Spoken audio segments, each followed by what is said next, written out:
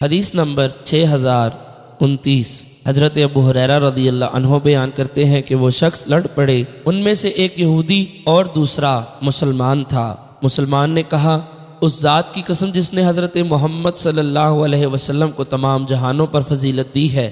یہودی نے کہا، اس ذات کی قسم جس نے حضرت موسیٰ علیہ السلام کو تمام جہانوں پر فضیلت دی۔ حضرت ابو ہریرہ رضی اللہ عنہ فرماتے ہیں، اس وقت مسلمان نے اپنا ہاتھ اٹھا کر یہودی کے منہ پر ایک تماچا مارا۔ یہودی رسول اکرم صلی اللہ علیہ وسلم کے پاس چلا اور مسلمان اور اپنا معاملہ بیان کیا۔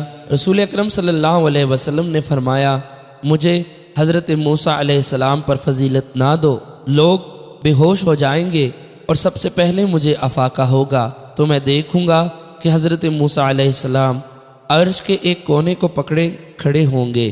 میں نہیں جانتا کہ آیا وہ بے ہوش ہونے والوں میں تھے اور مجھ سے پہلے ہوش میں آ گئے، یا ان لوگوں میں سے تھے جن کو اللہ تعالیٰ نے بے ہوشی سے مستثنیٰ کر دیا۔